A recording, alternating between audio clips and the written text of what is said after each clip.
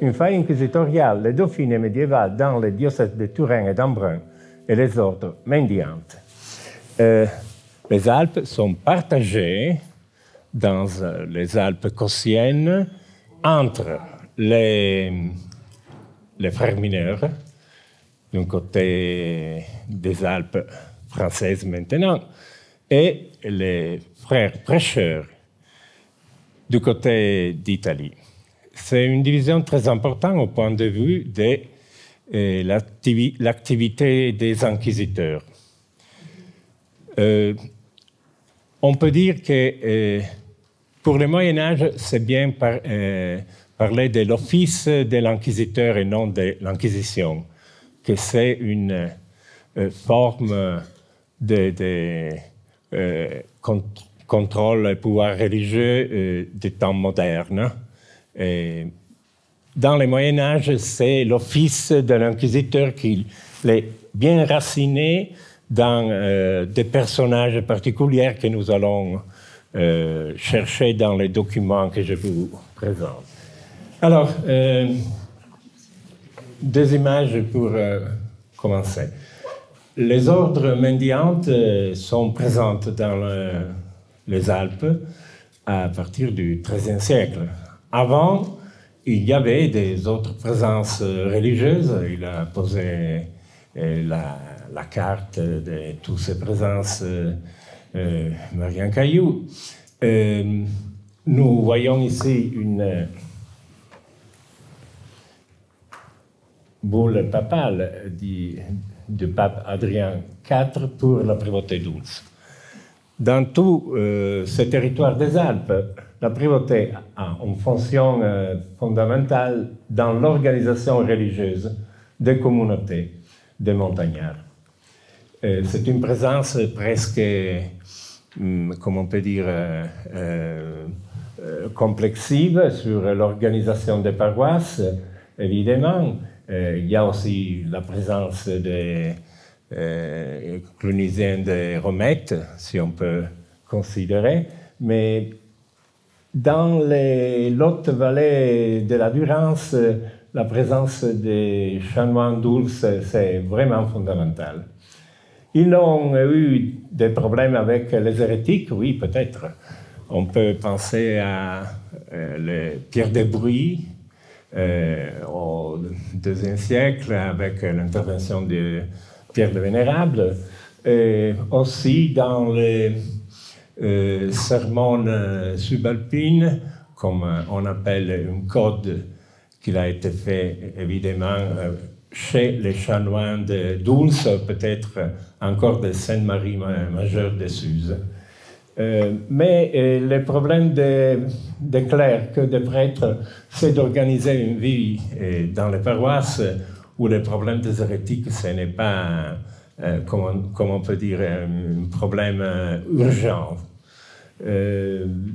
Seulement quand on arrive à poser par la papauté les pouvoirs des inquisiteurs, on voit une attention systématique, mais aussi intercalaire, avec des moments très, très ponctuels et d'autres très, très, très lasques, je ne sais pas comment on peut dire. C'est une autre époque, une autre saison, et c'est la saison des inquisiteurs. Et je propose ici une page le code du frère Antonio de Septo de Savigliano, qui se conserve à la bibliothèque casanatense de Rome. Et c'est simplement la verbalisation des interrogatoires de tous les sujets qui ont été pris par l'inquisiteur et posés sous l'office inquisitorial. Il y a ici une présence des autres clercs ou hommes religieux, mais l'organisation ponctuelle de toute la documentation que nous avons, il a été fait en ce cas-là, par un frère prêcheur. Si nous allons regarder les interventions de François Borel dans la Valoise, il y a l'autre côté des Alpes qu'il était pris par l'attention des inquisiteurs. Alors, on arrive très vite à faire une chose diachronique. C'est une code de la Bibliothèque de Toulouse, De Conversione Hominum Vallis Pute, capitulum 9, eccetera, eccetera. C'est le passage de Vicente Ferrer dans la vallée où nous sommes maintenant. Et c'est un passage très important car c'est un frère prêcheur, qui va poser une organisation différente de l'activité de l'inquisiteur. Borel était un frère mineur. Il avait une organisation diocésaine qu'il est proposée par l'archevêque d'Embrun, Pierre Ameil, tout à fait. Et l'organisation de la papauté à Avignon, qu'il a des intérêts précis de normaliser une présence religieuse dans un territoire où le pape il avait pensé aussi de faire une étape particulière. C'était l'enquête de 1339 qu'il a été proposé par le pape, absolument, non par les dauphins. Il a bien montré tout ça Bruno Galland. Oui. C'est très intéressant, ce passage. C'est la vie de Vicente Ferrer faite par Pietro d'Aronzano à la moitié du XVe siècle, car on va poser la capacité d'intervenir entre les hérétiques et modifier leurs moyens de vivre et de modifier vraiment aussi la toponymie du lieu. La Valle Sputa qui devient la Valle Spura dans une interprétation, comme on peut dire, simplement littéraire, évidemment. Mais il y a un autre passage très important, que c'est la lettre de Vicente Ferrer à le ministre général de l'ordre des frères prêcheurs de 1403, où encore on décrit tous les passages qu'il a fait des prédications dans les vallées du Dauphiné, de la Savoie, du Piémont, etc., etc. Et à un certain moment, il pose la question dans la vallée de Lanzo, que c'est une vallée plus au nord de la vallée de la Loire, où il dit, Vicente Ferrer, qu'ils se sont réfugiés les assassins de Pierre Martyr, Saint Pierre Martyr. Alors, d'ici, je crois qu'il y a une petite question à considérer. Quand Vicente Ferrer il traverse la vallée de la Loire, il s'arrête sans doute dans le plus important couvent de la vallée de la Loire, que c'est des frères prêcheurs, que c'est celle de Rivoli. À Rivoli, il y a un inquisiteur dominicain qui s'appelle Giovanni Sousa, ou Giovanni di Sousa, qui a fait une intervention contre une hérétique de la vallée de Lanzo, el Ristolasio, où il a demandé à Ristolasio si Pierre Martyr il était une vraie sainte ou quoi. Et naturellement, Ristolasio dit non, il était un persécuteur des Vaudois, et voilà. Alors, la question de Pierre Martyr se pose dans toute la tradition du XVIIe siècle, au commencement du XVIIe siècle, mais déjà à la fin du XVe, comme Louis de Paramo, ici c'est une organisation complexive de tous les documents relatifs à les inquisiteurs, et c'est une édition espagnole. Alors, vous voyez en bas, Heredes Valdenses, si on arrive à... Voilà. Et c'est Pierre Martyr. Mais il y a un problème, tout à fait. Non, il faut faire comme ça. Voilà, Heretici Valdenses, avec l'image de Pietro Martire. C'est évident.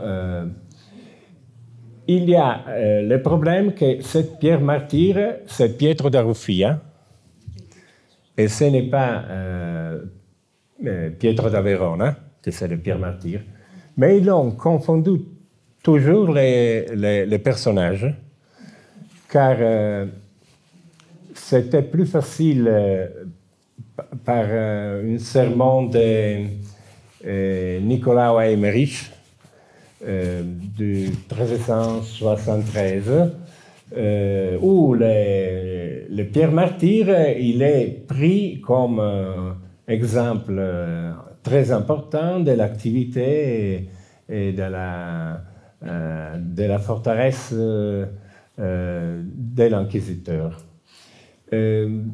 Tout à fait, il faut dire que Pietro da Ruffia, il a une histoire un petit peu particulière. Il est mort dans un couvent des frères mineurs. C'était un frère prêcheur. Et au XIVe siècle, il faisait des questions, pas seulement avec la langue, et il a été tué dans les cloîtres de San Francesco a Susa. Mais la chose incroyable est que son corps il est arrivé à Turin seulement en 1516, hors du Moyen-Âge, on peut dire. Et toutes les images que nous avons, c'est une image qui a fait Marianne Caillou à Foresto, de Pierre Martyr, qui a le caractère du falcastro qu'il a sur la tête. Et on a fait une conférence à l'Université de Milan sur Pierre Martyr. Et on a contrôlé aussi les reliques. C'est un centre très important dans la Lombardie, surtout. Mais chez nous, il n'y a aucune référence dans la vallée de la Loire d'un Pierre Martyr inquisiteur de Vaudois. C'est pris vraiment comme une sainte thaumaturge. Oui, alors, c'est bon pour le mal de tête, évidemment, et pour d'autres choses. Mais...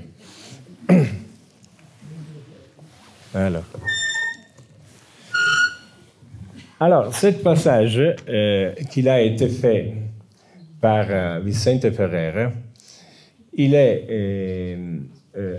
a aussi donné question à Giovanni di Susa, qui a sans doute donné toutes les indications de Petrus Martyr, etc., d'un procès bien important que c'est celle de Giovanni Sensi, que c'est encore 1403, la même date de la lettre qu'on a envoyée à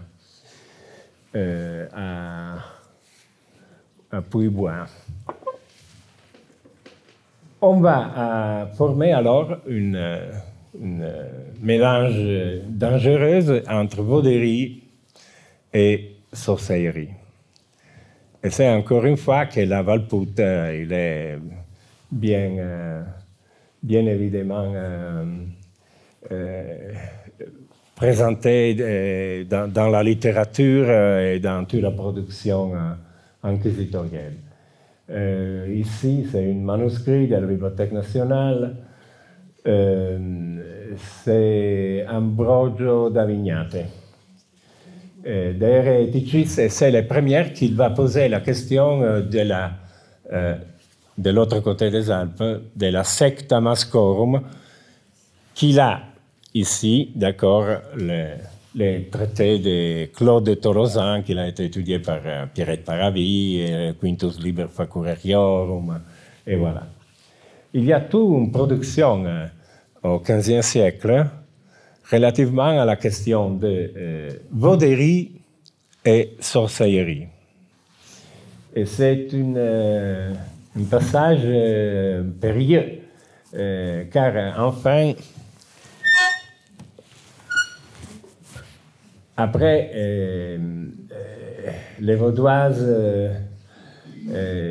Passe-Martin, etc., dans le procès du 1403 de Giovanni Sensi, il a été posé pour la première fois la question de la marmite où on mettait les bébés de l'inceste et voilà, incestueuses, pour faire des onguentes pour les bâtons des sorcières. Et c'est ce qui passe avec Bernardino da Siena, avec l'image de quelli del barilotto. Alors, on faisait dans le bouillon, la marmite et tous ces mélanges, et après on va les conserver dans un barilotto. Et c'est une image qui est vraiment partout la littérature du temps. Mais il y a aussi des positions qui sont très peu, comment on peut dire, disponibles à former cette image. J'ai choisi le Sermone Quadragesimale Reverendi Patris Fratris Michaelis Menotti, Michel Menot, et nous sommes en dehors de le Moyen-Âge, ou la prolongation du Moyen-Âge, comme on peut dire, au commencement du XVIe siècle, qu'il va proposer la question de les sorcières de la Valpute dans toute l'activité des procès de révision des Vaudois au commencement du XVIe siècle. Et il va dire simplement que comment les sorcières ils font mourir tout sec, c'est qu'ils ont pris en garde. La même chose ils font les avocats et les procureurs dans le tribunal du roi de France. Tout ça, il a passé encore avec une littérature, je n'ai pas porté ici d'autres exemples, qui vont du procès de Filippo Regis, qui est très intéressant dans les rapports qu'il y a encore une fois à la Valpute, les vallées vaudoises traditionnelles, l'Italie méridionale, la Pouille, voilà. Et encore, tout à fait la Provence, où encore il y a une circulation directe. Mais le problème de cette faille inquisitorielle, c'est qu'on passait d'une souveraineté à l'autre. Le passage sur les Alpes s'était fait dans les royaumes de France, évidemment, après les Dauphinés comtales, comme on peut dire. De l'autre côté, il y avait les comtes de Savoie, les princes d'Achaïe, où il y avait encore des rapports bien évidents avec une des couvents des frères mineurs à Pinerolo. Il y a une très belle lettre de Catherine de Viennois où on va mettre des règles bien précises pour prendre des femmes, des sœurs dans les couvents, qui ne doivent pas être non magagnate, qui n'avaient pas des handicaps corporels, on peut dire. Et c'est un document de 1338. Mais les rapports, c'est très important avec Catherine de Viennois, car dans le couvent de Pignerol, on fait des offices funéraires quand il meurt le dauphin Jean. Il y a encore des rapports bien directs aussi avec Guy Guit, d'un côté, mais le plus intéressant, c'est encore Humbert II, qu'il n'est pas un frère mineur, mais un frère prêcheur, et il va, c'est le seul qui le fait, il va casser la division des frères prêcheurs d'un côté et frères mineurs de l'autre. En 1345, il va donner l'autorité de ces activés dans le Dauphiné au-delà des Alpes, la vallée du Clusson et l'autre vallée de la Loire, à une inquisiteur dominicaine. La chose, c'est tout à fait intéressante car à un certain moment, dans la seconde moitié du XIVe siècle, il y a François Borel qui va faire une activité dans la vallée du Clusson. La chose, il n'est pas pris trop bien par Antoine de Septimo, qu'il écrit, oui, c'est vrai, il a exterminé tous les Vaudois et je ne m'en occupe plus. Mais il y avait un précédent pour Sausa di Cesana, où il y avait Tommaso de Casasco qui avait fait l'office inquisitoriel dans la diocèse de Turin, tout normal. Mais à la fin, on a une annotation faite par le même inquisiteur. Tommaso di Casasco était très important à la cour d'Avignon. C'était un cardinal, c'est pas seulement un inquisiteur, qui a dit non, les hommes de Sausa di Cesana, ils sont des bons chrétiens. Il y a 4-5 pages de verbalisation où il y a d'autres indications, mais on a choisi comme ça.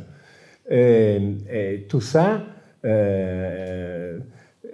il va poser encore les rapports qu'il y a entre les pouvoirs princiers et aussi les pouvoirs religieux. Car au XIVe siècle, les dauphins, ils ont des stricts collaborateurs dans les prévôts douces. Flocard-Bérard, c'est la famille des Bérardi, très important. Jean Bigot. Jean Bigot, il va écrire au pape qu'Antoine de Septo, il ne fait pas bien son travail comme inquisiteur. Et il y a une censure de part du pape.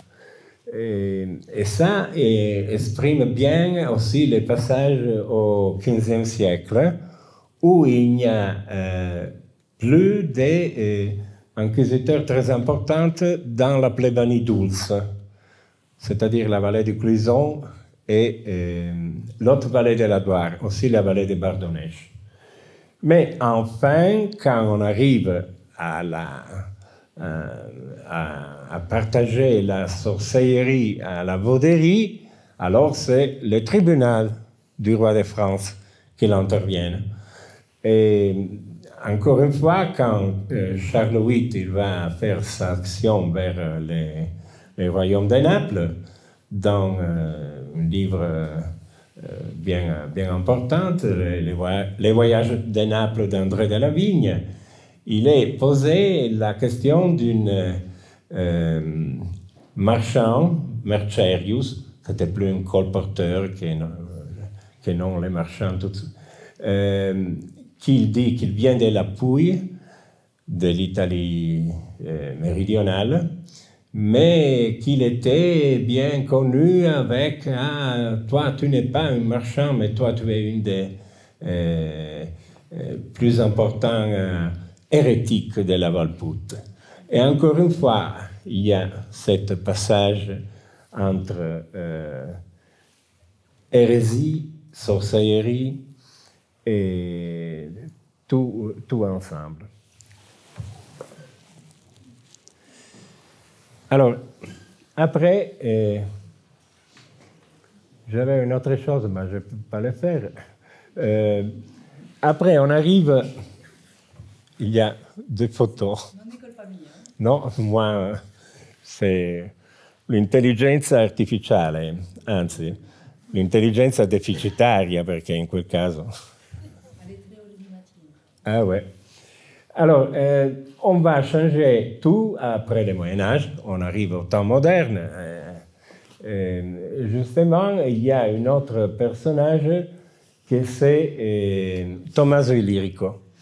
Ici, on va changer complètement les rapports de l'inquisiteur, car c'était une observante, frère mineur observante, mais ce n'est pas très sûr qu'il est observante. Hein. Il s'est dit comme ça dans des livres, mais il a cherché de faire une organisation spécifique des frères mineurs. En 1527, il fut nommé par le pape inquisiteur général dans la Savoie, dans le Dauphiné, et aussi dans la Provence. Il était prédicateur exceptionnel, il parlait par 5, 6, 7 heures continuellement, je le ferai moi non. Hein. Et ici, il y a cette histoire journalière d'Honorat de Valbel à Marseille, où il y a la description du passage de Tommaso Illirico, Tommaso Schiavone. Mais il y en a partout, hein. Il y en a à Genève, où ils n'ont pas trop bien aimé. À Grenoble, à Lyon, il avait des questions ouvertes avec le roi de France, évidemment, mais il s'est installé au pied de Perchiriano, où il y a Saint-Michel-de-la-Cluse, dans une couvent dans le territoire d'Avigliana, une ville mercantile bien importante entre le 15e et le 16e siècle. Et c'est l'unique mention d'un inquisiteur général, car quand on fait la croisade de 1488 avec Alberto Cattaneo, on a formellement posé la question de l'inquisiteur général. Mais tous les autres, ils ont dit, non, on ne peut pas le faire. Le prévôt Dulce était malade. Biagio Berra, que c'est le frère prêcheur par Salus, le Piémont méridional, il a dit, non, on ne peut pas le faire, je m'occupe d'autre chose. Le prieur de Suse, il va dire, non, l'évêque, il m'a dit que je ne sais pas, fais comme tu veux. Alors, on voit que la croisade était un petit peu laissée aux marges de l'attention. Mais ça, c'est significatif, car le problème, c'est que les pouvoirs locaux, ils n'aiment pas une intrusion si forte dans la vie religieuse. Alors, les curés, tout à fait, la paroisse, c'est simplement de faire les baptêmes, les mariages, la sépulture, et voilà, et après la crème, la Pâque. Mais c'est une question qu'on peut dire de bureaucratie. Après, tout ce qui passe dans une doctrine religieuse un petit peu plus compliquée, si quelqu'un il a la disposition de le faire, bien. Mais on ne va pas chercher toutefois une sollicitation, on peut dire. C'est la dernière occasion pour avoir un inquisiteur général, et c'est impressionnant que dans tous les livres de Tommaso Illirico, les Vaudois, il n'y a pas. Si on va prendre le Claude de Seyssel, qui a fait un livre sur les Vaudois, il y en a partout. D'accord. 1527, le Moyen-Âge, c'est terminé. Merci.